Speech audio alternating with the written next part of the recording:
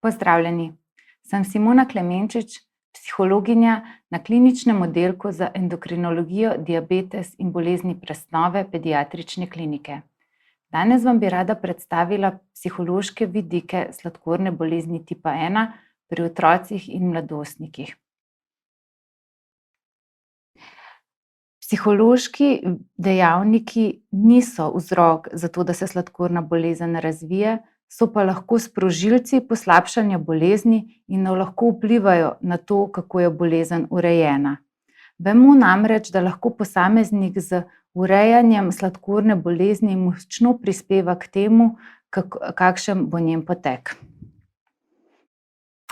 Zato si na oddelku, kjer zdravimo otroke s sladkorno boleznijo tipa 1, zelo prizadevamo, da gledamo na otroke celostno in da upoštevamo tudi njegove lastnosti in okoliščine, saj vemo, da je to zelo pomembno, kako mu bo šlo pri vodenju bolezni.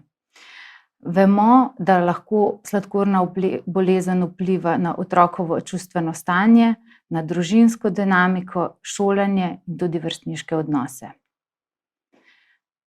Pa začnimo na začetku. Ko otrok zboli za sladkorno bolezen, ta novica običajno zelo pretrese celotno družino in tudi nekatere otroke, vkolikor se tega lahko zavedajo. Od družine zahteva številne prilagoditve in te prilagoditve so lahko za nekatere družine precej naporne.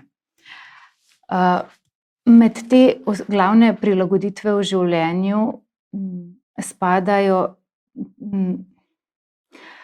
obveznosti, ki jih morajo starši narediti zaradi zdravljenja.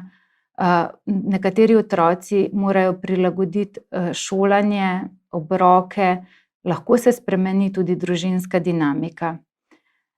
Za nekatere otroke to sladkorna bolezen pomeni tudi, da se morajo naučiti novih socialnih veščin v odnosih z vrstniki, kjer morajo predstaviti bolezen in poskrbeti zanjo tudi, kadar so z njimi. Običajno, kot sem že rekla, so družine na začetku precej pretresene, poznamo pa približen potek oziroma faze soočanja družin z novo diagnozo, ki pa niso pravilo, jih pa opažamo pri večini družin. Po prvem šoku nekateri starši in otroci preidejo v fazo zanikanja in barantanja. Za to fazo je značilno, da poskušajo najti še druge vzroke za trenutno stanje in iščejo možnosti, ki bi zanikale, da se je to zares zgodilo. Ta faza je običajno zelo kratka, saj so dokazi, da je sladkorna bolezen pri otroku zares prisotna, običajno zelo evidentni in zato nekateri starši preidejo kasneje v faze jeze in žalosti.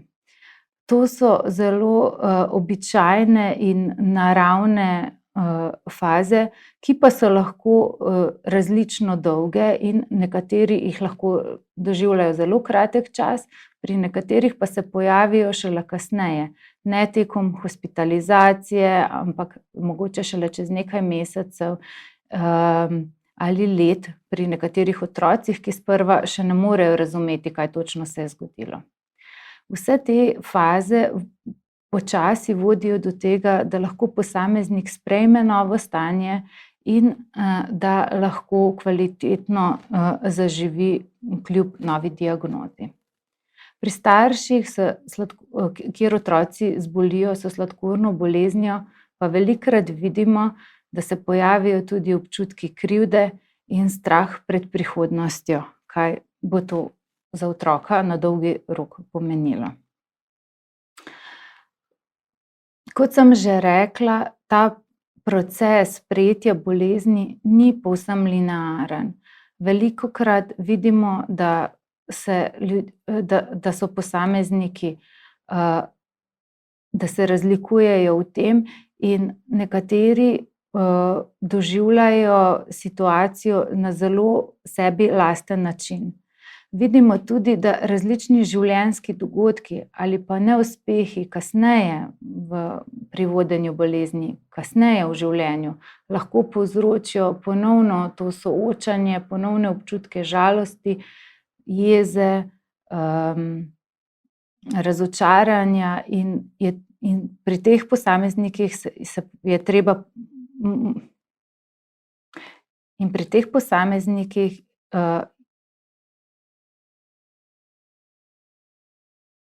in ti posamezniki gredo čez ponoven proces sprejemanja bolezni.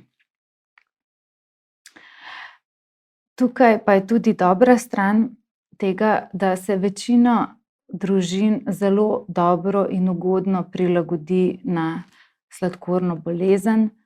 Hudi življenjski dogodki nam namreč lahko dajo moč in dodatno energijo za spremembo in pri večini družin vidimo, da se kljub številnim začetnim izzivom z to novo situacijo zelo dobro spopadajo in dobro prilagodijo življenjske okoliščine in najdejo moči, da naredijo korenite spremembe, zato da lahko otrok kvalitetno zaživi tudi z sladkorno boleznijo. Sedaj bi se pa premaknili k tistim psihološkim dejavnikom, ki najbolj močno vplivajo na vodenje sladkorne bolezni tipa 1. Lahko jih delimo na tiste, ki so bolj osebne narave, in na tiste, ki so bolj vezani na okolje. Pomembno pa je, da razumemo, da vsi ti dejavniki lahko vplivajo na vodenje bolezni, hkrati pa lahko sama bolezen vpliva na njih in zaradi tega včasih težko določimo, kaj je bilo prej. Med tistimi dejavniki, ki so najbolj izraziti, ki imajo največji vpliv pri vodenju bolezni, so razvojna stopnja otroka in spoznavne sposobnosti, družinska in socialna podpora, določene duševne motnje, med katerimi sta najbolj izraziti depresija in tesnoba. Pri otrocih so pomembne tudi določene čustvene ali vedenjske težave. Nekoliko več težav imajo tudi otroci z motnjo pozornosti in hiperaktivnostjo in tisti otroci oziroma bolj mladostniki, ki se soočajo tudi z motnjami hranjenja. Seveda so pri vodenju bolezni pomembne tudi osebnostne lastnosti. Otroci, ki so bolj vestni in skrbni, bodo lažje skrbeli za zahteve vodenja bolezni kot tisti,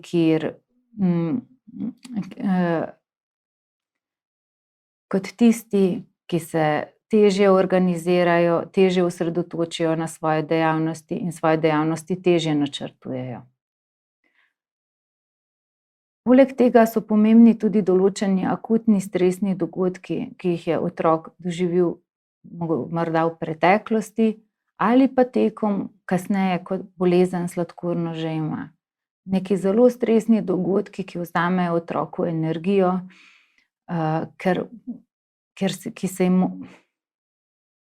katerim se mora pomembno posvetiti, vzamejo energijo, ki bi jo sicer lahko uporabil za vodenje bolezni in se težko potem sooča z vsakdanjimi zahtevami.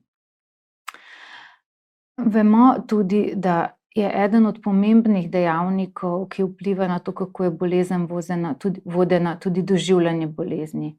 Pri tem je mišljeno to, kakšen odnos otrok ima do same sladkorne bolezni, kako vidi zdravljenje, kako vidi pomoč zdravnikom in kakšno motivacijo ima, kadar se pojavi potreba po tem, da bi bilo treba kaj spremeniti.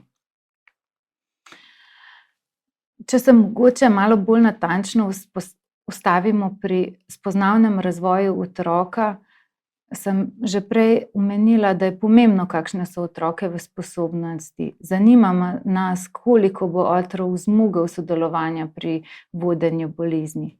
To velja še posebno za tiste otroke, ki pomembno odstopajo od svojih vrstnikov v tem, kako lahko kvalitetno razmišljajo in imajo morda posebnosti v določenih razvojnih sposobnostih, ne dosega vrstnikov. Pri teh otrocih je pomembno, da vemo tudi, da bo določene prilagoditve verjetno potreboval tudi pri vodenju bolezni. Nenazadnje so pomembne tudi sposobnosti staršev.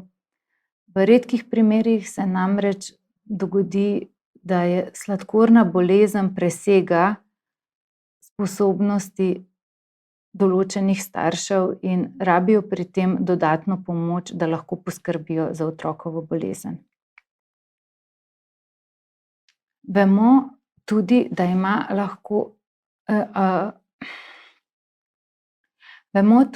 da lahko bolezen vpliva kasneje na spoznavne sposobnosti. In sicer trenuten vpliv zelo visokih ali zelo nizkih vrednosti krvnega sladkorja se je v določenih raziskavah pokazal kot eden od dejavnikov, ki je vplival na hitrost reševanja nalog pri teh otrocih. In to je tudi eden od razlogov, zakaj pri nekaterih otrocih predlagamo, da imajo med preverjanji znanja podaljšan čas pisanja testov, da lahko kljub temu, da mu morda niso takrat optimalno opremljeni, lahko kljub temu dosegajo želene rezultate. Nekatere raziskave pa so pokazale tudi, da imajo lahko dolgoročno nekoliko nižje dosežke Nekatere raziskave pa so pokazale, da tudi dolgoročno ima lahko sladkorna bolezen vpliv na nekoliko nižje dosežke od sorojencev na preizkusih kognitivnih sposobnosti. Pri tem je viden predvsem vpliv hiperglikemije, ki vpliva na to, da lahko dosegajo nekoliko nižje rezultate. Tukajle vidimo primer tega, kako lahko zelo visoko povišani sladkorji ali zelo nizki sladkorji vplivajo na čas, ki so ga posamezniki potrebovali, da so rešili določene matematične naloge, oziroma da so imeli v teh območjih krvnega sladkorja daljše reakcijske čase. Kot naslednje bi omenila duševne motnje. Predvsem depresija in tesnoba sta tiste, ki jih raziskave največkrat omenjajo in ki največkrat kažejo večjo pojavnost pri otrocih s sladkorno boleznijo. Večkrat predvsem je pokazana prisotnost večje pojavnosti depresivnih simptomov, pa drugih čustvenih težav pri otrocih s sladkorno boleznijo, vendar ko so potem delali pregledne raziskave, večjih raziskav skupaj, ti rezultati niso bili povsem jasni, ali sladkorna bolezen dejansko ima učinek na to, da so otroci s sladkorno boleznijo tudi bolj čustveno obremenjeni. Kar pa vemo, pa zagotovo drži, je pa to, da kadar se pojavita depresija ali pa tesnoba, sta pa te močno povezane s tem, kako bo sladkorna bolezen urejena in vplivata tudi na kasnejše zaplete. Pomembno je vedeti, da teh težav nimajo vsi otroci, da te težave lahko tudi predhodijo, se pravi, lahko se najprej pojavijo težave z depresijo, kasneje pa se pokaže to tudi na urejenosti sladkorne bolezni. Hkrati pa je možno, da se pri otroku, ki ima velike težave pri vodenju bolezni, ki ne zmore obvladovati vseh zahtev, se lahko pojavijo čustvene težave kot posledica teh težav z vodenjem bolezni. Kot sem že prej omenila, je eno od pomembnih področij, ki v raziskavah med čustvenimi dejavniki in psihološkimi dejavniki najbolj pomembno prispeva k vodenju bolezni, ravno to, kako otrok, družina, mladostnik doživljajo bolezen. O tem govorimo takrat, kadar govorimo o izkušnjah in o prepričanjih, ki jih ima nekdo povezanih z boleznijo in načinih zdravljenja, na kak način se z njo sooča, kako se sooča takrat, kadar gre kaj narobe, kakšna je stiska povezana z boleznijo, koliko je pripravljena sodelovanje z zdravstvenim timom in kakšne ima motivacijo za spremembe in za zdravljenje. Stiska povezana s sladkorno boleznijo je velikokrat podobna neki ledeni gori. Otroke, ko sprva vprašamo, kako pa si ti s svojo sladkorno boleznijo, zelo pogosto slišimo odgovor: saj kar gre, saj sem se navadil, nič posebnega. Dejansko pa pri otrocih, ki imajo težave z sodelovanjem in obvladovanjem bolezni, pa tudi pri tistih, ki nimajo, vidimo, da je pod tem površjem skrito veliko težkih občutkov, bolezen miselna, sladkorno bolezen nekaterim povzroča močne občutke žalosti, potrtosti in jeze. Skrbi jih, da morda zaradi bolezni ne bojo sprejeti med vrstnike in se zaradi tega lahko počutijo odtujene in drugačne od drugih. Zelo velik delež otrok je tudi zelo velik delež otrok izraža tudi strah pred prihodnostjo, napredovanjem bolezni in tem, da bi imeli pozne zaplete v prihodnosti. Strah jih je izgube udov in izgube vida. Včasih pa se stiska povezana z boleznijo kaže tudi na tak način, da mladostnik ali otrok doživljata, da mu vodenje bolezni jemlje preveč energije, počutijo se izgorele ob tem. In ta stiska se lahko poveča še posebno takrat, kadar kljub enem trudu in prizadevanjem, da bi da bojo naredili nekaj, da bojo stvari šle na boljše, da bo imel boljše vodeno sladkorno bolezen, se v bistvu vseeno kažejo določene težave, ki jih ne zmorejo razrešiti. Tukaj sem vam pripravila nekaj risb, kako so nekateri otroci vidijo sladkorno bolezen. Od tistih, ki jo vidijo zelo pozitivno in nasmejano, do takih, ki jim bolezen predstavlja zelo strašne in grozne stvari. Eden od pomembnih dejavnikov pa je tudi strah pred hipoglikemijo. Takšen strah lahko vidimo pri otrocih, mladostnikih ali pa tudi pri njihovih starših. Kaže se tako, da se zaradi strahu, da bi krvni sladkor padel pod normalnim in zatem je velikokrat strah, da bi otrok izgubil zavest ali celo umrl, da se s tem namenom, da se to ne bi zgodilo, posameznik oziroma družina začne izogibati nizkim ali pa tudi normalnim vrednostim krvnega sladkorja in raje drži krvne sladkorje nekoliko višje v neoptimalnem območju. Kaže se lahko tudi tako, da se oseba izogiba fizičnim aktivnostim, športnim dejavnostim, izogiba se samoti, ne upa si hoditi sama na sprehod, na avtobus. Lahko se izraža tudi v pogostih meritvah, ki so večkrat povečane od tistih, kot je recimo jih predpisal zdravnik. Tudi tak strah pred hipoglikemijo kaže močno povezanost z urejenosti sladkorne bolezni, zato je pomembno, da ga prepoznamo in da takim posameznikom zagotovimo ustrezno pomoč. Sladkorna bolezen lahko do neke mere tudi vpliva na vrstniške odnose.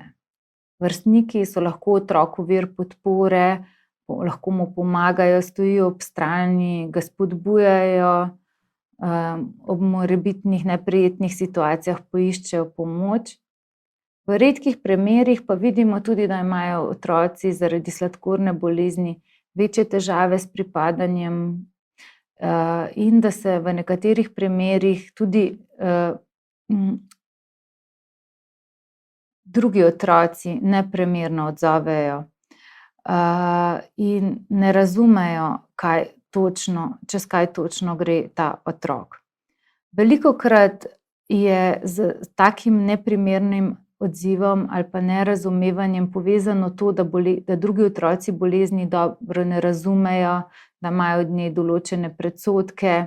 Zato otroke in mladostnike spodbujamo, da svojo bolezen predstavijo s ključnimi informacijami svojim vrstnikom, da poskušajo o njej odprto govoriti, ker običajno, če ima mladostnik tak samozavesten in dober odnos do sladkorne bolezni, se potem to izkaže tudi v tem, da na podoben način njegovi vrstniki doživijo bolezen in do nje razvijajo podoben odnos. Navsezadnje pa ne smemo pozabiti na obremenjenost staršev. Starši, predvsem mlajših otrok, pa tudi kasneje, morda celo v mladostništvu, so lahko močno obremenjeni zaradi otrokove sladkorne bolezni. Njihovi izzivi, poleg začetnega učenja o dejstvih sladkorne bolezni in o vodenju, vključujejo tudi to, da morajo ves čas kontrolirati nihanje krvnega sladkorja, da dejansko prevzemajo nek skrb in nadzor za to, ali bo otrok vzel inzulin, skrbijo za to, da redno prihaja na preglede in komunicirajo z zdravstvenimi delavci, da skrbijo za to, da ima otrok na razpolago primerno hrano, komunicirajo s šolo in vrtcem. Včasih morajo zaradi sladkorne bolezni tudi usklajevati določeno družinsko dinamiko, ki se lahko pojavi, recimo določene zamere ali konflikte med sorojenci, ki so lahko tudi povezane s sladkorno boleznijo. Starši pogosto poročajo tudi v slabšem spanju, večji obremenjenosti, še posebej pri mlajših otrocih, ki ne zmorejo sami povedati, kaj jih moti.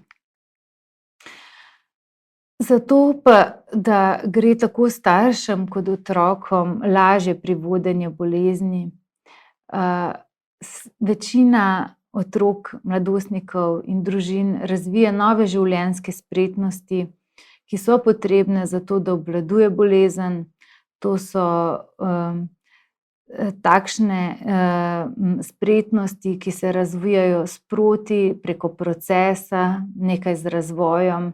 Pomeni, da lahko bolezen sprejmejo, jo integrirajo vsak dan, da se kljub temu in skupaj z njo počutijo kompetentne, da je to nekaj, kar zmorejo, da lahko to naredijo, da se počutijo samostojne pri tem, pri odmerjanju inzulina, pri uravnavanju krvnega sladkorja. In kot sem že večkrat omenila, da imajo tudi primerno motivacijo za spreminjanje takrat, ko pride do določenih težav, ko se pokaže, da morda sladkorna bolezen ni optimalno urejena. Ena od takih glavnih življenjskih spretnosti pri sladkorni bolezni je ravno samokontrola. Vsi vemo, da je taka aktivna in dolgotrajna samokontrola zelo težka in morda je pri otrocih in mladostnikih še nekoliko težja kot pri odraslih ljudeh. In razlog v tem v bistvu tiči nekako v razvoju naših možganov. In sicer zato, da mi doživljamo določene potrebe, kot je recimo želja po hrani, želja po priboljških, želja po počitku, oziroma po nekih prijetnih stvareh. Za ta del so predvsem odgovorni naši stari možgani in naš limbični sistem, kjer se tudi močno utrdijo naše razvade in navade. In kadar si ljudje želimo te prijetne navade preseči, jih spremeniti za voljo tega, da bi bila sladkorna bolezen boljše urejena, takrat moramo uporabiti svoje novejše možgane, svoj prefrontalni korteks, ki nam pomaga in ustavlja te notranje impulze pod tem, da bi se odzvali nepremišljeno. Primer tega bi bil, da nam bi v tem trenutku da bi nam v tem trenutku zaprijalo pojesti čokoladni piškot, vendar nam prefrontalni reženj pomaga ustaviti ta impuls, to misel in reče: počakaj, tole ni dobro zate zdajle v tem trenutku, a ne. Čez pol ure bo kosilo, če ga boš kasneje pojedel, boš sladkor lažje uravnal na tak način. To bi bilo vse lepo in prav, če bi naš prefrontalni reženj vedno tako dobro deloval. Žal pa je slabost našega prefrontalnega režnja v tem, da deluje nekoliko slabše, kadar smo utrujeni, kadar smo zelo čustveno angažirani v določeni situaciji, kadar smo v neki situaciji, ki nas morda spravlja v stisko. Še ena lastnost prefrontalnega režnja je tudi ta, da se razvija zelo počasi.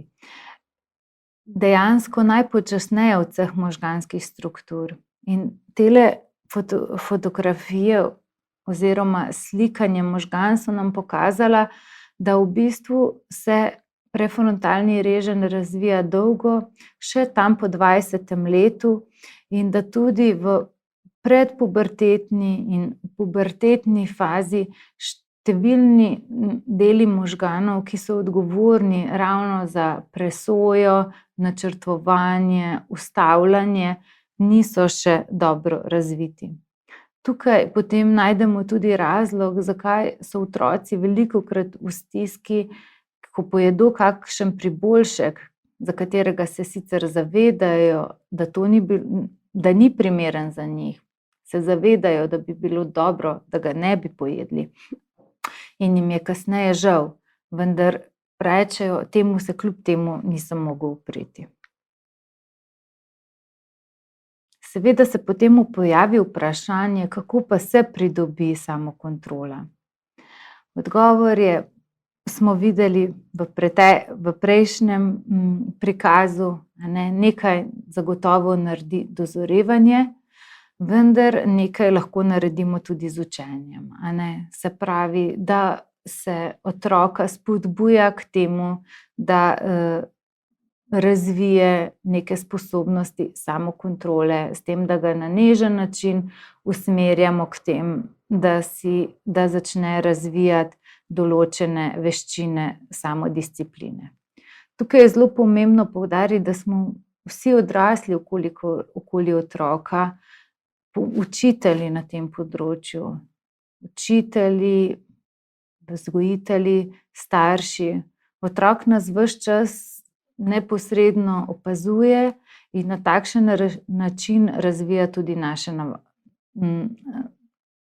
takšen način razvija svoja notranja pravila in oblikuje svoje navade. Zdaj,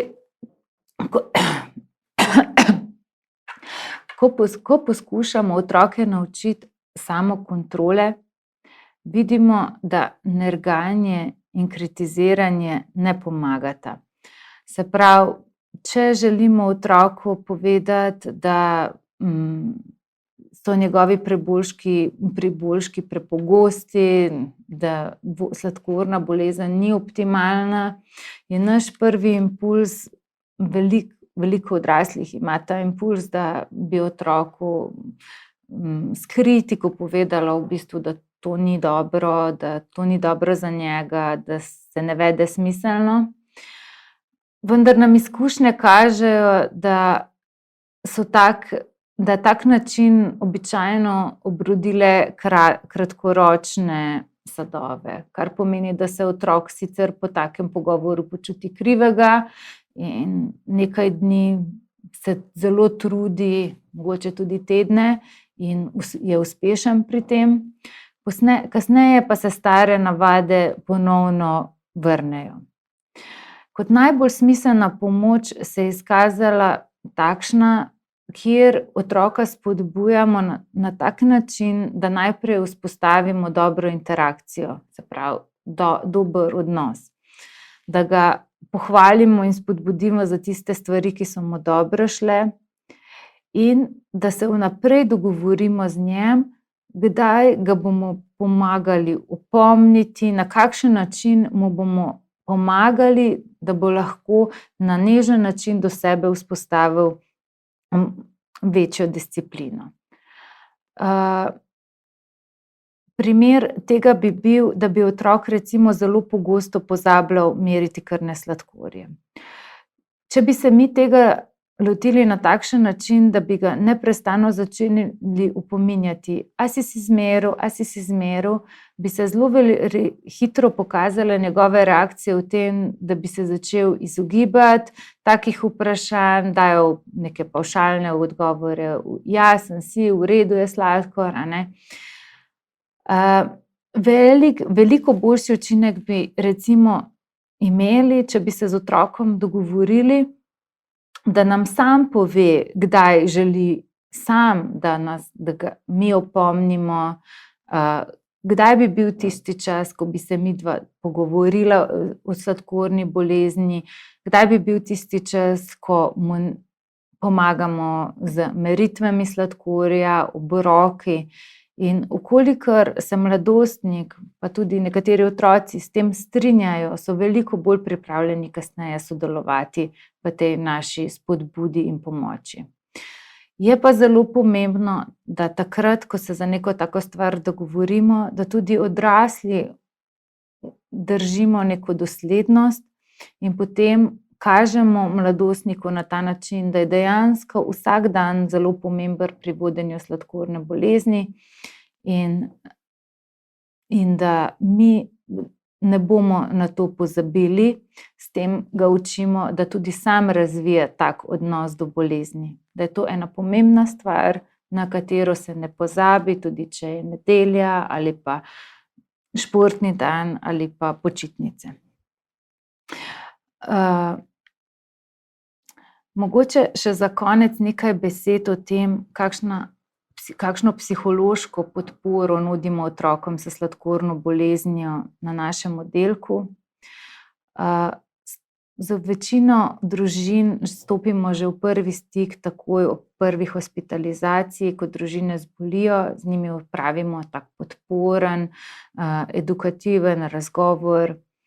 Kasneje pa poskušamo za tiste otroke, ki so se izkazali kot najbolj rizične, načrtovati dodatno podporo. Največ našega časa pa je usmerjeno v to, da pomagamo pri vodenju in stiskah povezanih z boleznijo tistim otrokom pa družinam, ki na tem področju izkazujejo težave. Pri nekaterih otrocih tudi ocenjujemo in kasneje pomagamo pri obvladovanju duševnih težav. Predvsem pa želimo vse otroke naučiti novih življenjskih spretnosti in jim pomagati pri razvijanju motivacije za vodenje bolezni, da bo ta čim bolje urejena. Tako da, za konec bi se vam najlepše rada zahvalila za pozornost in morda izrazila eno misel, in sicer to, da je ta pot do uspešno urejene sladkorne bolezni dostikrat taka težka in kot neka gorska stezica, ki je treba na poti prehoditi številne skale in preplezati določene ovire. Ampak da ko gremo po tej poti, vemo, da nas ta pot vodi na vrh proti soncu in da je nekoliko lažje, če imamo s sabo vodnike, ki nam pri tem pomagajo. In to so lahko starši, lahko so šolski delavci, delavci v vrtcu, lahko so to zdravniki ali pa drugi strokovnjaki, ki se s tem ukvarjajo. Hvala.